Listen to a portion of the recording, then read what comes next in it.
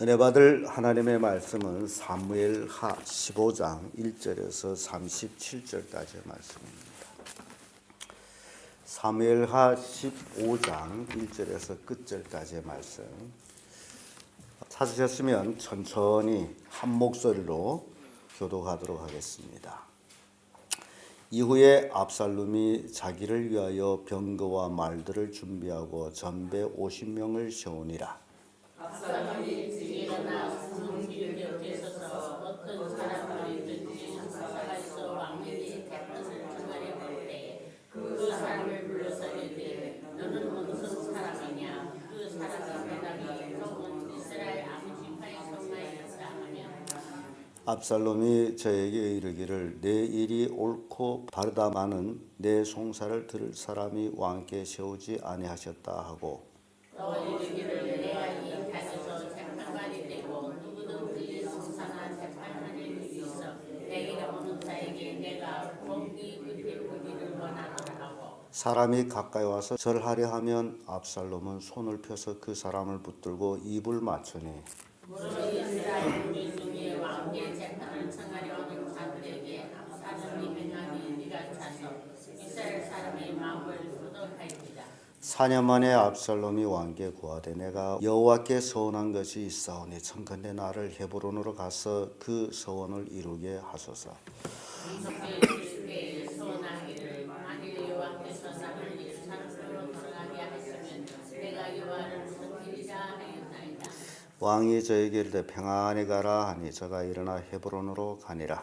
이에 압살롬의 정탐을 이스라엘 모든 지파 가운데 두루 보내어 이르기를 너희는 다 발소리를 듣거든 곧 부르기를 압살롬이 헤브론에서 왕이 되었다 하라 하니라. 그때 압살롬에게 청함을 받은 200명이 그 사기를 알지 못하고 아무 뜻 없이 예루살렘에서 저와 함께 갔으며 제사들을 때에 압살롬이 사람을 보내어 바리시 모사길로 사람 아기고기를 부어서 길로에서 청하여 온지라.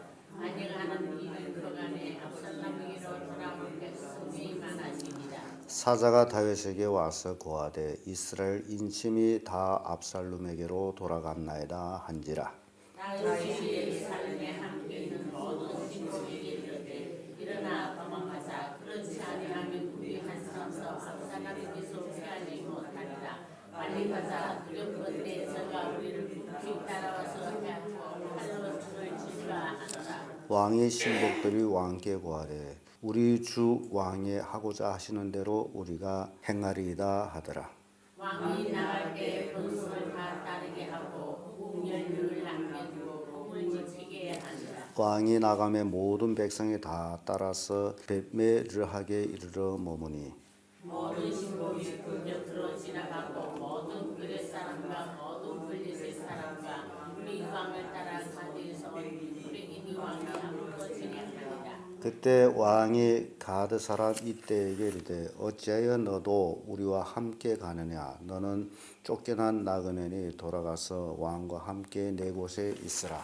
너는 어제와 고난 저소시나니 오늘날 근지 너는 우리와 함께 이야기하여 너도 돌아가고 네 홀었던 길 가라. 은혜와 진리가 너와 함께 있기를 원하노라. 이때가 왕께 대답하여 가로되 여호와의 사심과 우리 주 왕의 사심으로 맹세하옵나니 진실로 내 주 왕께서 어느 곳에 계시든지 물은 생사하고 종도 그곳에 있겠나이다. 다시 이때에 이르되 앞서 건너가라 하며 많은 사람은 이때와 그 순간들과 그와 함께한 아이들이 다 건너가고 온 땅 사람이 대성 통곡하며 모든 인민이 앞서 건너가며 왕도 기드론 시내를 건너가니 건너간 모든 백성이 광야 길로 향하니라. 사독과 그에 함께한 모든 유입 사람이 하나님의 문약들을 위어다가 내려놓고 아비아달도 올라와서 모든 백성이 성에서 나오기를 기다리더니 왕이 사독에게 이르되 하나님의 교회를 성으로 도로 메어가라. 만일 내가 여호와 앞에서 은혜를 얻으면 도로 나를 인도하사 내가 그 꾀와 그 계신 대로 보이시리라. 그러나 저가 말씀 내가 너를 기뻐하지 아니한다 하시면 종이 여기 있사오니 손이 여기신 대로 내가 힘이 없어서 하리라. 왕이 또 제사장 사독에게 이르되 내가 선견자가 아니냐. 너는 너의 두 아들 곧 내 아들 아히마아스와 아비아달의 아들 요나단을 데리고 평안히 성으로 돌아가라. 너희에게서 내게 받은 짐을 이룰 때까지 내가 광야 땅에서 기다리리라. 사독과 아비아달이 하나님의 궤를 예루살렘으로 도 메어다 놓고 거기에 유하니라. 다윗이 갈림산 길로 올라갈 때 우리를 가리고 맨발로 불며 행하고 너와 함께 가는 백성들도 각각 그 머리를 가리고 불며 올라가니라. 혹이 다윗에게 고하되 압살롬과 함께 모반한 자들 가운데 아히도멜이 있나이다 하니 다윗이 가로되 여호와여 원컨대 아히도멜이 모략을 어리석게 하옵소서 하니라. 다윗이 하나님을 경배하는 마음 크게 이를 때에 아랫 사람 후세가 없어지고 그 머리에 물쓰고 다윗을 찾으려 온지라. 다윗이 저에게 이르되 내가 만일 나와 함께 나아가면 내게 누를 끼치리라. 그러나 네가 만일 성으로 들어가서 압살롬에게 말하기를 왕이여 내가 왕의 성인이이다. 이 왕에게 왕이 붙일 성이었더니 내가 이제는 왕의 성인이이다 하면 내가 나를 위하여 아히도멜을 피하게 하리라. 사독과 아비아들과 두 제사장이 너와 함께 거기에 있지 아니하냐. 너는 궁중에서 무엇을 듣든지 사독과 아비아달 두 제사장에게 구하라. 그에게 저희가 알고 사도의 아히마아스와 아비아달의 요나단이 저희와 함께 거기 있나니 그들은 진 것을 저희가 증거하리라. 다 같이 다윗의 친구 후세가 곧 성으로 들어가고 압살롬도 예루살렘으로 돌아갔더라. 아멘. 이 말씀으로 압살롬의 반역 이런 제목으로 말씀을 나누겠습니다. 암논이 하나님 앞에 범죄한 것에 대해서 다윗이 묵묵징계를 하지 아니하므로 결국 압살롬은 암논을 죽이려고 작정을 했고 기회를 타서 양털 깎는 그날 잔치를 베풀러서 결국 암논을 학살하고 도망을 칩니다. 이렇게 타국 생활을 하는 것을 요압이 중재를 놓아서 예루살렘으로 압살롬을 다시 데려왔던데 한 4년이 지나가지고 이 압살롬이 모반을 개혁을 하는데 군사를 모집하고 그리고 백성들이 마음을 도둑질해서 스스로 왕이 돼가지고 아비를 대적하는 그런 불륜의 사건이 터지는 모습을 봅니다. 부모로서 자식이 잘못했을 때에 책망하지도 아니하고 그 죄책을 다루지도 아니했던 다윗이 그 죄가를 온전히 자기 스스로 당하는 모습을 봅니다. 그러면 다윗이 아들들이 이렇게 서로 죄를 짓는 그 원인은 또 어디에 있었느냐? 그 역시 다윗이 밧세바와 통간하고 그의 남편 우리아를 죽인 데서 이 사건이 1년으로 이어지면서 일어나고 있음을 보여줍니다. 그래서 가족이 잘 되고 복받고 이 모든 일에는 부모가 정직하게 하나님 앞에 온전하게 살아가는 것 그것이라는 것을 우리에게 교훈하고 있어요. 부모의 삶, 자식의 복과 직접적인 관계가 있다라는 것을 교훈하고 있으므로 여러분들이 부모된 입장에서 어떻게 살아야 될까라는 것에 여러분 정말 조심조심 하나님을 경외하며 여러분 머리의 생각대로가 아니라 여러분 입의 말대로가 아니라 하나님의 뜻대로 살아가는 그런 삶을 살 때에 여러분들이 삶이 복된 삶이 된다라는 것을 교훈하고 있습니다. 오늘 본문의 말씀 통해 가지고 압살롬의 반역을 우리가 보는데요. 이 압살롬이 반역을 꿈꿔 가지고 결국 자기 아비 다윗에게 헤브론으로 가기로 청을 듭니다. 그 이야기인즉 내가 예루살렘으로 돌아오면 내가 헤브론에 가서 반드시 하나님의 뜻을 이루겠나이다 라고 서약을 했으니 헤브론으로 가도록 허락해 주십시오. 그래서 다윗은 그래 가거라. 그 압살롬을 헤브론으로 보냅니다. 이 헤브론은 사울과 다윗 당시에 다윗이 헤브론에서 왕으로 있던 곳입니다. 압살롬도 그런 역사적인 사건을 생각하면서 자기도 헤브론에 가서 왕이 되고자 하여 아버지한테 청한 거예요. 근데 아버지는 그 속내를 잘 모르고 허락을 합니다. 압살롬이 왕이 되기 위해서는 백성들의 마음을 엄청 많이 도둑질했어요.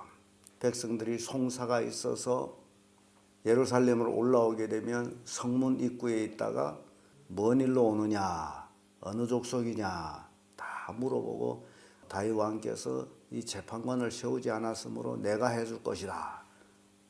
그리고 자기한테 절하면 달려가서 입 맞추고 그렇게 다윗에게 원한을 품도록 그렇게 백성의 마음을 도둑질하는 거예요.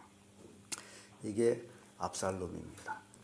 압살롬은 실은 형 암논을 살인한 자이기 때문에 오히려 본인이 회개하면 근신함에 살아야 될 대신 오히려 아버지의 왕위를 뺏으려고 기억하고 있는 모습을 우리가 보게 됩니다. 이렇게 압살롬은 100여 명의 정탐들을 이스라엘 각지에 파견해 놓고서 이제 헤브론의 동정을 살폈다가 너희들은 일제히 압살롬이 헤브론에서 왕이 됐다라고 소문을 내라. 그래서 그 계획대로 이루어져 가지고 혹이 다윗에게 찾아와서 압살롬이 헤브론에서 왕이 됐고 모든 백성의 마음이 다 압살롬에게로 쏠렸습니다. 그 이야기를 들은 다윗은 급히 왕궁을 떠납니다. 왕궁을 비우고 떠나. 왜 그럴까? 다윗이 힘이 없어요. 군사를 모집해서 얼마든지 징벌할 수 있으면서도 그러지를 못합니다. 왜 그래요? 아들이기 때문에. 이게 다윗이 이게 과실이 이렇게 계속 드러나죠. 자기 아들이기 때문에 모든 것을 허용하는 그런 잘못된 것. 그래서 제가 우리 교인들 볼 때도 그래요. 남의 새끼에 대해서는 뭐 이제 뭐라고 얘기할 수는 있어도 제 새끼에 대해서는 아무 말도 안 하는 것. 이게 다윗이 그런 마음이었다. 그런데 그런 것들이 오히려 더 큰 죄를 만들어가고 있다라는 것을 보여줘요. 후궁 10명만 내놓고 모든 왕궁에 있는 사람들이 다 떠납니다. 그래서 이제 왕궁에 있는 백성들이 오히려 다윗 왕한테 원한이 있겠죠. 왜 아들이 모반한데 가만히 있는가? 사울과는 대적해서 싸우던 게 그렇잖아요. 헤브론에서 왕이 됐다는데 왜 도망가느냐고. 그러면서도 우리가 여기에 있으면 한 사람도 남지 않고 다 죽으리라. 그 백성들은 왕이 하고자 하는 대로 다 따라가는 거예요. 왕궁을 비워놓고 후궁 10명만 남겨서 왕궁을 지키게 하고 다 떠나갑니다. 아들과 싸우기 싫어서 그런 거예요. 그래서 다윗은 어떤 의미에서는 자기가 죽어도 좋다라는 그런 생각을 한 것 같아요. 내가 아들한테 죽어도 좋다. 그런 모든 걸 내놓고 떠나가는. 그랬더니 제사장들 또 사도 법궤를 메고 나왔어요. 왜냐하면 이 다윗이 행렬에는 늘 법궤가 같이 움직였거든. 그 법궤를 가지고 나왔더니 다윗이 예루살렘으로 갖다 놔라. 하나님의 뜻이면 내가 다시 돌아올 것이다. 그래서 제사장들도 너희들도 법궤와 함께 있으라. 법궤도 예루살렘에 제사장들도 예루살렘에 그래 가다가 또 그의 친구가 와요. 훗세가 옵니다. 훗세도 너도 예루살렘에 가라. 이렇게 떠나면서도 예루살렘에 또 자기 신복들을 다윗은 심어놔요. 어떤 소식이 있든지 제사장 사독에 알려가지고 알게 하라. 이렇게 다윗은 예루살렘을 떠나는데 맨발바람으로 갑니다. 아마 적나라한 모습으로 가는 것 같아요. 울며 갑니다. 아마 그동안 자기의 삶에 죄악된 삶을 회개하며 가는지도 모르겠어요. 그렇게 다윗이 처참한 모습으로 갑니다. 여기까지 우리에게 주는 교훈, 죄라는 것을 남겨두면 이렇게 된다. 그래서 우리의 마음속에 우리의 삶 속에 있는 모든 죄악들을 하나하나 우리가 버리며 살지 않는다면 안 된다라는 것을 보여줘요. 죄라는 것이 바로 이런 것이다. 그래서 예수께서는 제자들에게 누룩을 조심하라라고 이제 분부를 했어요. 제자들은 또 그 누룩이 또 떡이라는 줄로 착각하고 우리가 떡 안 가져오므로 선생이 우리를 책망한다라 할 정도로 그때 예수님이 제자들에게 하신 말씀이 바리새인들 누룩을 조심하라라고 말씀합니다. 누룩이라는 것은 작은 누룩이 전체 떡덩어리를 부풀게 합니다. 그래서 이 누룩이라는 것을 마치 죄처럼 생각하면 돼. 자그마한 죄가 내 속에 있으면 그 죄가 내 몸 전체를 죄악으로 만들어간다. 그래서 그 죄라는 것을 우리는 용납해서는 안 된다라는 거죠. 요즘 의술이 굉장히 좋아져 가지고 암이 있으면 암덩어리를 잘라내죠. 죄라는 것이 바로 이런 병균과 같은 것이다. 우리 몸에 병균이 있으면 몸을 해하듯이 우리의 삶 속에 우리에게 죄가 있으면 우리 인생을 망가뜨린다. 다윗을 통해서 우리에게 이렇게 큰 교훈을 주고 있습니다. 그래서 죄를 용납하지 말라는 거죠. 죄와 타협하지 말라. 죄는 품고 있는 것이 아니라 버리는 것이다. 다윗을 통해서 그걸 교훈하고 있습니다. 다윗이 울며 왕으로서 울면 간다라는 것. 그 비참한 모습 백성들이 보면서 같이 통곡합니다. 처음에 물론 처음 하게 된 다윗이 죄를 짓지 말아야죠. 다윗이 밧세바와의 통관, 우리아 밧세바 남편 우리아를 암살한 것 등 이러한 죄악들로 인해서 나단 선지자의 책망을 받죠. 그리고 너의 집에 재화가 일어나고 칼이 떠나지 아니하리라. 그 말 그대로 모든 것이 지금 이루어져 나가고 있어요.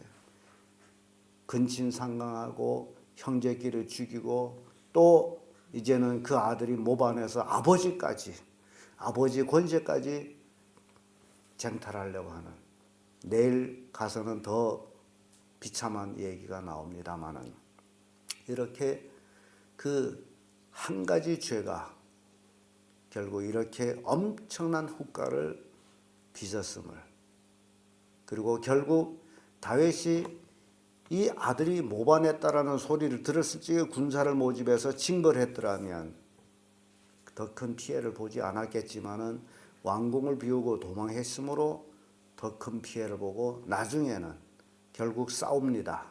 싸워가지고 압살롬을 따르던 군사들이 엄청 많이 죽습니다. 결국 피는 흘려요. 칼이 떠나지 아니하리라는 그 말 그대로예요. 그래서 우리 마음속 깊이 새겨야 될 말씀, 죄는 용납하는 것이 아니다. 아무리 자식이 아깝다 할지라도 자식이기 때문에 더욱 엄하게 엄벌하고 책벌해야 된다는 것. 그것이 이 다윗을 통해서 우리에게 주는 교훈입니다. 여러분들이 정말 남은 생애에 하나님의 축복을 받고 살기를 원한다면 죄를 용납해서는 안 된다라는 교훈을 주고 있습니다. 기도하겠습니다.